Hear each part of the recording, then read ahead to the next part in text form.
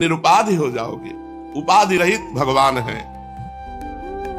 केवल मेरा नाम लो। तीन अवस्थाएं हैं, जागृत, स्वप्न, सुषुप्ति। तीनों अवस्थाओं पर विजय पाकर तुम चिर स्थायी शांति प्राप्त कर लोगे। इसलिए तुम सर्वदा मेरा नाम लो। तीन लोक हैं, भूलोक, भुवालोक, स्वर्गलोक। तुम तीनों लोकों से विरक्त हो जाओगे। कोई भी भोग तुम्हें आकर्षित नहीं कर पाए। कितना सुंदर नाचते हो नाचते हो नाचते हो, 3 बार की बात का विवरण कर। सतोगुण, रजोगुण, तमोगुण, तीनों गुणों से तुम गुणातीत हो जाओगे। यदि तुम नाम जप कर रहे हो तो भूत, भविष्य, वर्तमान तीनों तुम्हारे पावन हो जाएंगे। यदि तुम नाम जप कर रहे हो तो स्थूल, सूक्ष्म, कारण तीनों शरीर तुम्हारे पावन हो जाएंगे। यदि तुम नाम जप कर रहे हो तो तुम्हारा जागृति, स्वप्न, सुषुप्ति ये तीनों पावन हो जाएंगे। सर्वदा मेरा नाम लो। तीनों लोकों में तुम्हारी कीर्ति होगी और तीनों लोकों के भोग तुम्हें आकर्षित नहीं कर पाएंगे। यदि तुम नाम जप करोगे कोई भी कामना तुम्हें बाधा नहीं पहुंचा सकेगी। लेकिन मनुष्य अपने पूर्व कर्मों से इतना विवश बंधा हुआ है कि वो सुनकर भी नाम जप नहीं करता। नाम जप करे तो कर्म परतंत्रता नष्ट हो जाए, पर वो नाम जप नहीं कर पाता। इतनी कर्म परतंत्रता है कि वो प्रपंच में लगा रहता है, नाम की महिमा सुनकर भी नाम जप नहीं कर पाता।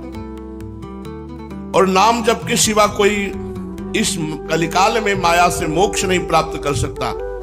इसलिए अवश्य में वो भोक्तव्यम कृतम कर्म शुभाशुभम ना भुक्तम क्षीयते कर्मो कल्प कोटि सतैरपि। जो तुम कर्म कर रहे हो तुम्हें भोगना पड़ेगा। ये कर्म सैकड़ों कल्प बीत जाने पर भी ज्यों का त्यों रखा मिलेगा, बिना भोगे नष्ट नहीं होगा। ना भुक्तम क्षीयते कर्म कल्प कोटि सतैरपि। ये बड़ी विचित्र बात है। 100 कल्पों तक आज का किया हुआ कर्म रखा मिलेगा और तुम्हें भोग के ही मिटाना पड़ेगा। एक सामर्थ्य केवल है नाम में, वो काट सकता है तुम्हारे सैकड़ों अनंतों जन्मों के कर्म फलों को।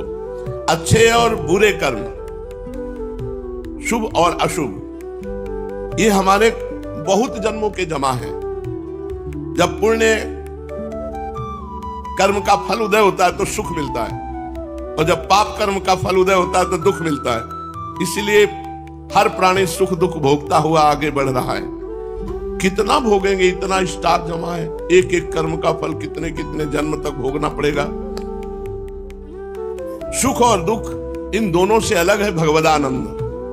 सुख और दुख दोनों से अलग है भगवदानंद। और हमारे बैंक में केवल सुख ही दुख वाले शुभ और शुभ कर्म जमा है। इसलिए कोई विकल्प नहीं है। उन कर्मों को जो बैंक में जमा है उनको नष्ट कर दे, जो संचित कर्म कहते हैं। कोई विकल्प नहीं है। एक ही केवल है नाम जप, नाम कीर्तन। अगर आप नाम जप और नाम कीर्तन के द्वारा उनको नष्ट नहीं किया तो घोर दंड देने के लिए उतावले वो खड़े हैं। कर्म पुराने खत्म नहीं हो पाएंगे, इतने जमा है कि उसमें हम करोड़ों जन्म भोगे तो भी नहीं खत्म होंगे। इसलिए बात मान लो, कोई विकल्प नहीं है, एक ही है, नाम जप करो। फिर भी तुम ये सुनकर हताश मत हो। कलयुग में नाम जप की बड़ी महिमा है, नाम कीर्तन की बड़ी महिमा है। तुम्हारे करोड़ों असंख्यों जन्मों के और वर्तमान के और क्रियमाण जो आगे होंगे, इन सबके फलों को नष्ट कर देगा नाम, और अपना महामहिमा में फल प्रकाशित करेगा परमानंद। ये बहुत बढ़िया बात है।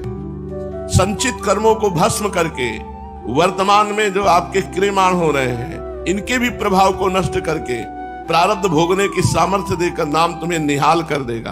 केवल नाम लो।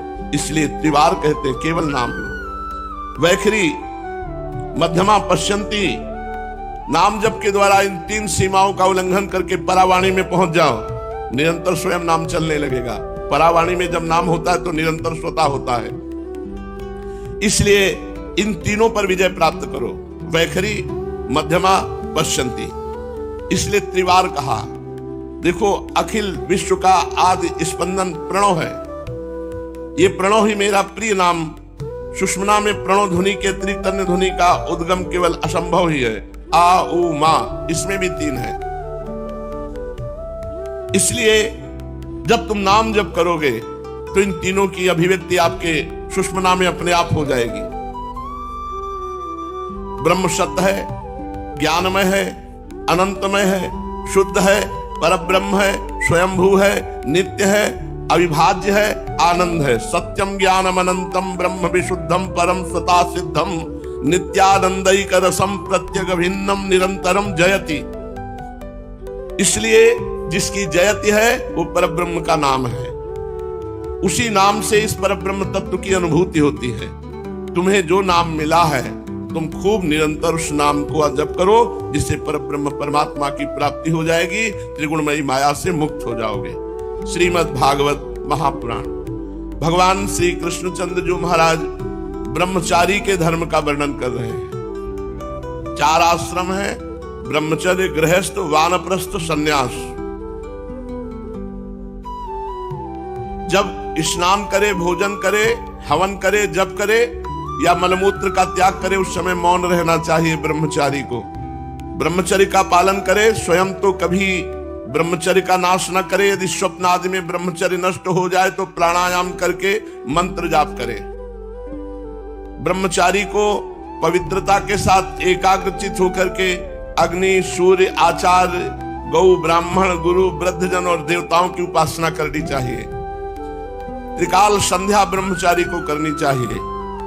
गुरु को मेरा ही स्वरूप समझे, कभी गुरु का तिरस्कार न करे। गुरु को साधारण मनुष्य समझकर उन पर दोष दृष्टि न करे, क्योंकि गुरु सर्वदेवमय होता है।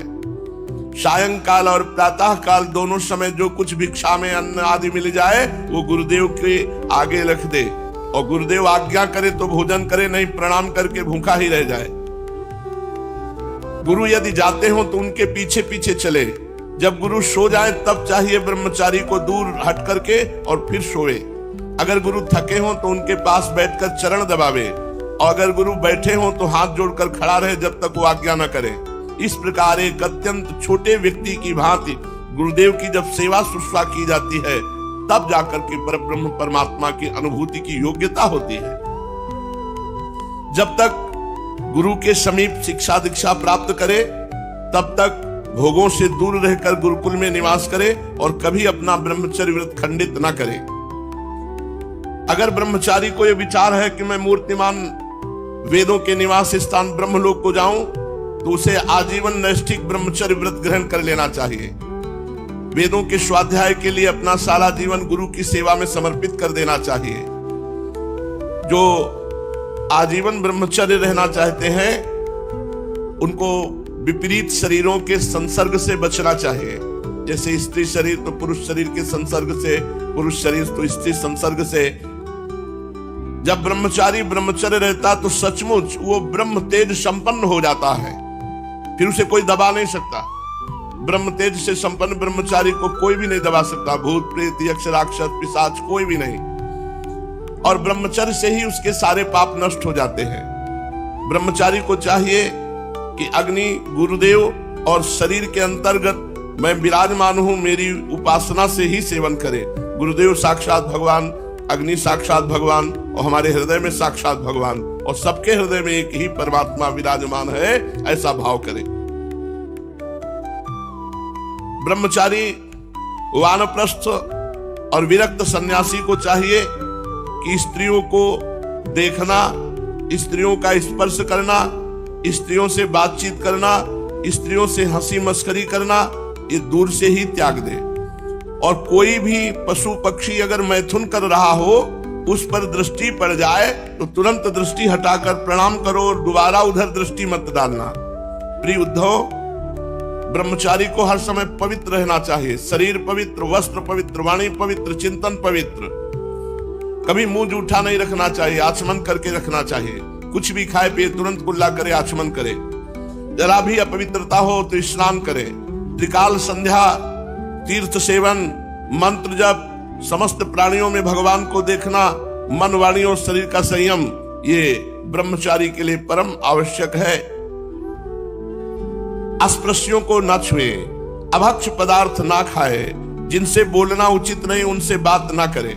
ये नियम सभी के लिए है, चाहे वो गृहस्थ हो, वानप्रस्थ हो या सन्यासी हो। नैष्ठिक ब्रह्मचारी जब इन नियमों का पालन करता है तो उसकी वाणी में तेज, उसके चेहरे में तेज, उसके संकल्प में दम होती है, वो अग्नि के समान तेजस्वी हो जाता है। तीव्र तपस्या के कारण उसका कर्म संस्कार भस्म हो जाता है, अंतःकरण शुद्ध हो जाता है और वह मेरे को प्राप्त कर लेता है। अब नैष्ठिक ब्रह्मचर्य ग्रहण करने की यदि सामर्थ्य ना हो और गृहस्थ में जाना हो तो उसे विधि पूर्वक गुरु को दक्षिणा दे करके और गुरु से अनुमति लेकर के समावर्तन संस्कार करावे और स्नातक बनकर ब्रह्मचर्य आश्रम छोड़ दे और फिर गृहस्थ आश्रम जाए। गुरु की आज्ञा लेकर, गुरु को संतुष्ट करके, गुरु को दक्षिणा देकर। ब्रह्मचारी को चाहिए कि ब्रह्मचर्य आश्रम के बाद गृहस्थ, अगर गृहस्थ में नहीं तो वानप्रस्थ आश्रम में प्रवेश करे और यदि ब्रह्म ऋषि कुल में जन्म हुआ है तो संन्यास ले सकता है, दंडी सन्यासी। मेरी आज्ञा के बिना आश्रमों के विपरीत आचरण न करे कि गृहस्थ है वानप्रस्थ नहीं हुआ और सन्यासी हो गया, या ब्रह्मचारी है सीधे सन्यासी हो गया। ब्रह्मचारी, गृहस्थ, वानप्रस्थ, सन्यासी। प्रिय उद्धव, क्रमशः एक आश्रम से दूसरे आश्रम में प्रवेश करे, मेरी आज्ञा का उल्लंघन न करे, आश्रम के विपरीत क्रम से आश्रम परिवर्तन कर स्वेच्छाचार में प्रवृत्त ना हो जाए। ब्रह्मचर्य आश्रम के बाद गृहस्थाश्रम स्वीकार करना हो तो ब्रह्मचारी को चाहिए कि अपने अनुरूप शास्त्रोक्त लक्षणों से संपन्न कुलीन कन्या से विवाह करे। कन्या अपने से छोटी अवस्था वाली होनी चाहिए। भगवान सब एक एक वर्णन करते हैं। यज्ञ, याज्ञिक, अध्ययन, दान करने का अधिकार ब्राह्मण, क्षत्रिय एवं वैश्यों को समान रूप से, परंतु दान लेने का अधिकार केवल ब्राह्मण को है। यज्ञ कराने का अधिकार केवल ब्राह्मण को है। भगवान जो कह रहे हैं वही बात माननी चाहिए। ब्राह्मण को चाहिए कि 3 प्रवृत्तियों से प्रतिग्रह अर्थात दान लेने की वृत्ति को तपस्या, तेज और यश का नाश करने वाली समझकर पढ़ाने और यज्ञ कराने के द्वारा ही अपना जीवन निर्वाह करना चाहिए। इसीलिए प्रायः जितने ब्रह्म ऋषि पाए गए सब निर्धन अवस्था में पाए गए, क्योंकि तपस्वी भयंकर तपस्या में लगे हुए जगत मंगल के लिए अपना भिक्षावृत्ति से यदि जीवन निर्वाह करने वाले तो महान तपस्वी पाए गए। अगर राजकुलों में पुरोहित कर्म करने वाले तो बात वो अलग, नहीं तो प्रायः ऐसे ही ऋषि कुल में ब्रह्म ऋषि जन होते थे जो तपस्या परायण होते थे। दोष दृष्टि का त्याग कर दे, किसी पे दोष दृष्टि न करे। परावलंबन, दूसरे के अधीन न रहे, किसी से भोगों की दीनता न दिखावे। चिलोंच वृत्ति से भले जीवन निर्वाह कर ले। उद्धव, ब्राह्मण का शरीर अत्यंत दुर्लभ है। यह इसलिए नहीं मिला कि इनके द्वारा तुच्छ विषय भोग ही भोगे जाएं। जीवन पर्यंत कष्ट भोगने के लिए ब्राह्मण शरीर मिला है। जीवन पर्यंत तपस्या और साधना में अपने आप को जला दिया, तब वो जगत मंगल करने वाले ब्रह्म ऋषि बने। तपस्या, भगवत भजन, संयम, नियम, इन्हीं पे पूरा जीवन, तब वो आनंद स्वरूप मोक्ष की प्राप्ति करने का अधिकारी होता है। जो ब्राह्मण घर में रहकर अपने महान धर्म का निष्काम भाव से पालन करता है और खेतों में, बाजारों में गिरे पड़े दाने चुनकर संतोष पूर्वक जीवन निर्वाह करता है, अपना शरीर, प्राण, अंतःकरण, आत्मा मुझे समर्पित कर देता है और जो कहीं आसक्ति नहीं करता, वो बिना संन्यास लिए भी शांति स्वरूप परम पद को प्राप्त हो जाता है। जो लोग विपत्ति में पड़े हुए कष्ट पा रहे मेरे भक्त ब्राह्मण को विपत्तियों से बचा लेते हैं, उन्हें मैं शीघ्र ही समस्त आपत्तियों से उसी प्रकार बचा लेता हूं जैसे समुद्र में डूबते हुए प्राणी को नौका बचा लेती है। राजा पिता के समान सारी प्रजा का कष्ट से उद्धार करे, उन्हें बचावे, जैसे गजराज दूसरे गजों की रक्षा करता है, स्वयं धीर होकर अपने आप से अपना उद्धार करे। जो राजा इस प्रकार प्रजा की रक्षा करता है, वो सारे पापों से मुक्त होकर अंत समय में सूर्य के समान तेजस्वी विमान पर चढ़कर स्वर्गलोक जाता है और इंद्र के साथ सुख भोगता है। यदि ब्राह्मण अध्यापन अथवा यज्ञ यागादि से अपनी जीविका न चला सके तो वैश्य वृत्ति मतलब वाणिज्य वृत्ति का आश्रय ले ले और जब तक विपत्ति दूर न हो जाए तब तक करे।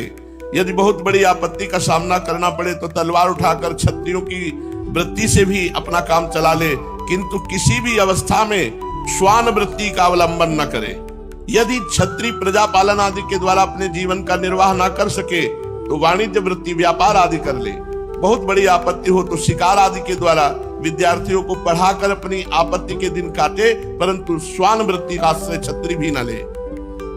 वैश्य भी आपत्ति के समय शूद्रों की वृत्ति सेवा से अपना जीवन निर्वाह कर ले, और शूद्र चटाई बुनने आदि कार्य वृत्ति का आश्रय लेकर, परंतु उद्धव ये सारी बातें आपत्ति काल के लिए है। आपत्ति का समय बीत जाने पर निम्न वर्णों की वृत्ति से जीव को उपार्जन करने का लोभ न करे। गृहस्थ पुरुष को चाहिए कि वेदाध्ययन रूप ब्रह्म यज्ञ, तर्पण रूप पितृ यज्ञ, हवन रूप देव यज्ञ, काक बलि आदि भूत यज्ञ और अन्नदान रूप अतिथि यज्ञ के द्वारा मेरे स्वरूप भूत ऋषि देवता पितर मनुष्य एवं अन्य समस्त प्राणियों की यथाशक्ति प्रतिदिन पूजा करे। पहले तो गृहस्थों में हर घर में होता था, एक रोटी पहली गाय के लिए निकाल दी, एक रोटी ऊपर छत में तोड़ के फेंक दी कौआ आदि के लिए, और हाथ जोड़कर बाहर निकल कर देखते थे कोई संत महात्मा आते थे, भूखा आदि तो नहीं है। गृहस्थ पुरुष अनायास प्राप्त अथवा शास्त्रोक्त रीति से उपार्जित अपने शुद्ध धन से अपने भृत्य आश्रित प्रजाजनों का किसी प्रकार कष्ट न पहुंचाते हुए न्याय और विधि के साथ ही पालन करे, यज्ञ करे। प्रिय उद्धव, गृहस्थ पुरुष कुटुंब में आसक्त न हो, बड़ा कुटुंब होने पर भजन में प्रमाद न करे। गृहस्थी भजन में प्रमाद न करे। बुद्धिमान पुरुष को ये बात समझ लेनी चाहिए कि जैसे इस लोक की सभी वस्तुएं नाशवान हैं, वैसे ही स्वर्ग आदि परलोक के भोग भी नाशवान हैं। ये जो स्त्री है, पुत्र है, भाई है, बंधु है, प्रियजन है, इनका मिलना जुलना वैसा है जैसे प्याऊ में सब इकट्ठा हो जाते, पानी पिया, अपना अपना काम बनाया, चल दिए। या न कोई किसी की स्त्री है, न कोई किसी का पति है, ये केवल चंद दिनों का खेल है। सबको अलग अलग रास्ते जाना है। जैसे स्वप्न नींद टूटने तक ही रहता है, वैसे इन मिलने जुलने वालों का संबंध ही बस शरीर के रहने तक ही है। शरीर छूटा तो कौन किसका, कोई किसी से पूछता भी नहीं है। गृहस्थ को चाहिए कि इस प्रकार विचार करके घर गृहस्थी में फंसे नहीं, उसमें इस प्रकार अनासक्त भाव से रहे मानो कोई अतिथि भवन में निवास कर रहा हो, ऐसे घर में रहे। जो शरीर आदि में अहंकार और घर आदि में ममता नहीं करता, वो घर गृहस्थी के फंदे में नहीं बन सकता। भक्तिमान पुरुष गृहस्थोचित शास्त्रोक्त कर्म के द्वारा मेरी आराधना करे, घर में रहे। यदि पुत्रवान हो तो वानप्रस्थ आश्रम में चला जाए या संन्यास आश्रम स्वीकार कर ले। प्रिय उद्धव, जो लोग इस प्रकार गृहस्थ जीवन न बिताकर घर गृहस्थी में ही आसक्त हो जाते हैं, स्त्री पुत्र और धन की कामनाओं में फंसकर पूरा दिन हाय हाय और रात में भोग या सो गए, पूरा जीवन बर्बाद कर रहे हैं। वो मूर्तावश स्त्री लंपट कृपण होकर मैं मेरे के फेर में पड़ जाते हैं, बंध जाते हैं, और फिर वो ऐसा चिंतन करते हैं, हाय हाय मेरे माँ बाप बूढ़े हो गए, पत्नी के बाल बच्चे अभी छोटे छोटे हैं, मेरे न रहने पर ये दीन अनाथ दुखी हो जाएंगे, इनका जीवन कैसे चलेगा। इस प्रकार घर गृहस्थी की वासना से जिनका चित्त विक्षिप्त हो रहा है, वह मूढ़ बुद्धि पुरुष विषय भोगों से कभी तृप्त नहीं होता और विषयों की उलझन में ही मर जाता है, और मरकर घोर में तमो में नरक में जाता है। भजन करने के लिए मनुष्य जीवन मिला, चाहे ब्रह्मचारी हो, चाहे गृहस्थ हो, चाहे वानप्रस्थ हो, चाहे सन्यासी हो। यदि घर में रहकर ये लड़का बच्चा परिवार इसी की आसक्ति में भजन नहीं किया, तो भगवान कह रहे हैं ये उद्धव जी से कि विषय भोगों में कभी तृप्त नहीं हो पाते, भोगते भोगते और आशा बढ़ती जाती है, और इन्हीं उलझनों में घर परिवार की आ जाती है मृत्यु, शरीर छूटा, घोर तमो में नरकों की प्राप्ति होती है। इसलिए धाम का आश्रय, धाम का वास, या निरंतर जहां भी हो नाम जप करते हुए भगवत लीला कथा गायन श्रवण नाम कीर्तन, तो जीवन तुम्हारा सार्थक हो जाएगा। इसके बिना जीवन निरर्थक है, चाहे जो कर लो सब यहीं रह जाएगा। आपके साथ जाने वाला भगवान नाम है।